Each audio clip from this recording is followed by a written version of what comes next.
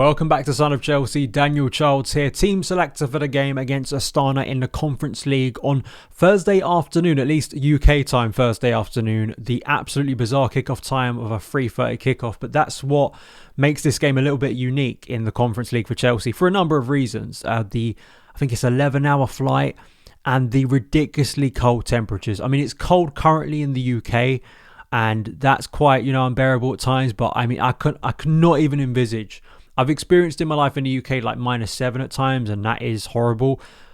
Minus like 16, 13. I mean, any Chelsea fan who has made the trip to Kazakstan, I salute you. I really do. And also bearing that plane journey. I mean, maybe you're not UK based, so maybe for you it's a little bit easier. I think CFC Central's going to this game, so hopefully it's a good one for him. But I mean, really, it's some trek, and given how cold it's going to be, some players may have to put beanies on. I've got the Chelsea beanie right here that I've been wearing recently because that is absolutely frozen. I mean, it really is. So let's hope the pitch doesn't get frozen in the process.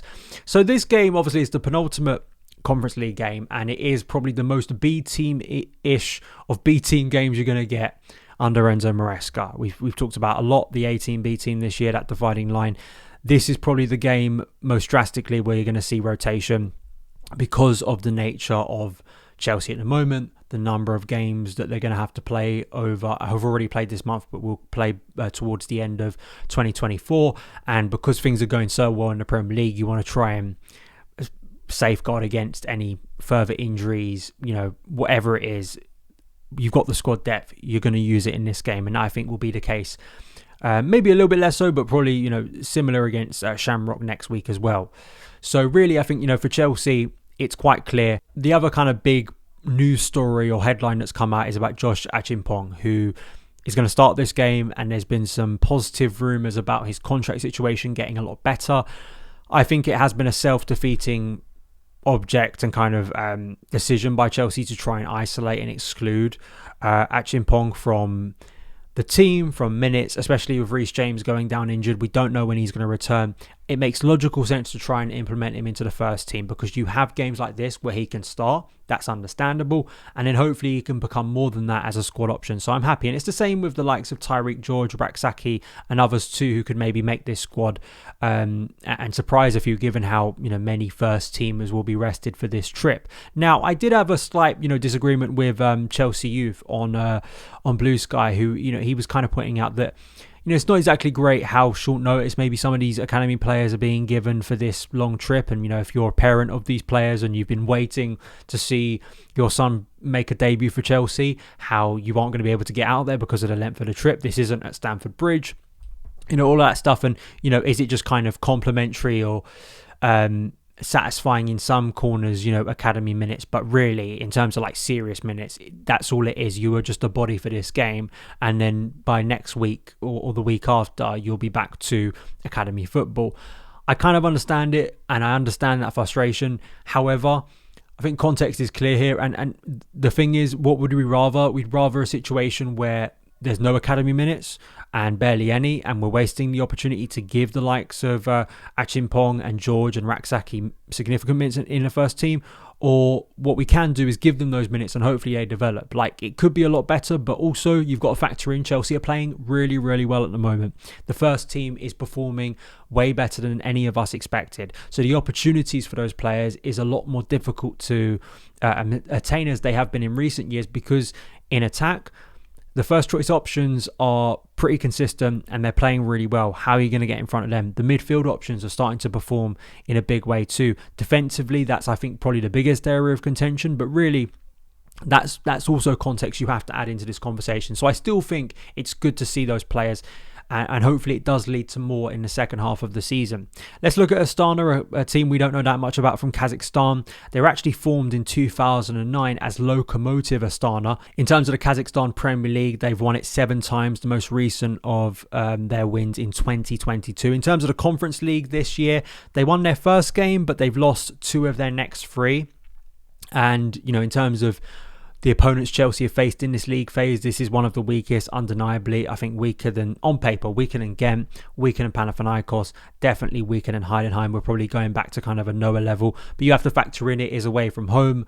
the temperature, the fact that it is their home ground, and the travelling that Chelsea will do, the time difference, all of that may create a different environment than it would be at Stamford Bridge, absolutely. But still, Chelsea are heavy favourites for this game, even if heavily rotated. So let's jump into my starting 11. We know Philip Jorgensen's going to start this game. Now, I think it's difficult for Jorgensen in a game like this if Chelsea aren't really threatened that much and Chelsea kind of comfortably win, because unlike the Heidenheim game and Southampton games, he was given a chance to kind of showcase his ability because Chelsea were a lot busier in those games, especially the Heidenheim one where he gained a lot of credit for keeping Chelsea ahead and eventually winning that game in the second half against the most decent team Chelsea have faced in this league phase so far. So, for him, these games are a little bit strange, as they always are for a lot of B team players. If Chelsea are really, really dominant, how do you judge that level?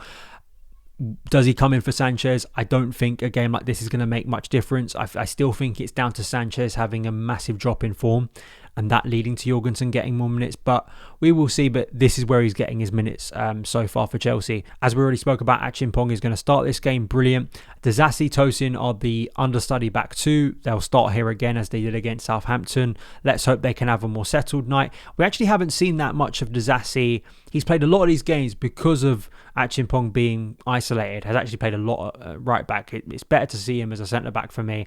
And then of course Renato Vega at left back as well. He I think performance-wise hasn't been too bad for Chelsea this year. I think he's had some nice moments, especially in the Conference League. The difficulty for him, as it is for other players, he's up against first choice slip and maybe dodgy boots aside in Cucurella, who's really trusted. So to kind of get in front of him is very difficult in the Premier League. But given what he was bought for, I think he's serving absolutely the purpose I kind of suspected he would be this season of a good rotational Conference League player who can also maybe fill in at centre-back and maybe even in central midfield. So originally I was thinking, Cassidy and Dewsbury Hall will be the midfield too, and I remembered Cassidy got a red card very late on against Heidenheim. So instead, I think Carney Chukwuemeka should start here. I've talked about his ability to play deeper in central midfield, and if it is a game where Chelsea are going to be quite dominant on the ball, I think it's good to see Carney start this game, and maybe it's one of his final appearances for Chelsea before the January window. We'll see how that plays out, but I think he should absolutely be starting this game, and so too Dewsbury Hall, because these are where the bulk of his minutes have come for Chelsea and probably will remain, in all honesty. Like Morecambe in the FA Cup and stuff like that. That is his level of minutes for Chelsea. So he'll start, I think. The three-behind striker, Tyreek George, I think should start off the right. He didn't start the last Conference League game, but I feel he should be starting this one. Christopher Nkunku is kind of the highest profile player who I think will start this game for Chelsea. He has been the goal king in the Conference League. He is right on course to become the MVP of this competition. Maybe not bringing out the balloons all the time when he scores, but he needs to keep on scoring. We'll keep on having conversations about whether he should be starting more games and his long-term future, but he's been a brilliant player for us in this competition, and he really is that level raiser that you see the clear difference in level in a lot of ways between Chelsea and the rest of the competition, specifically by Nkunku's finishing, and I think he'll get opportunities to do that again. Joao Felix, I think, will start on the left. Mykhailo Mudryk, of course, this has kind of been his position in the team. But of course, Mykhailo Mudryk has had illness in recent days.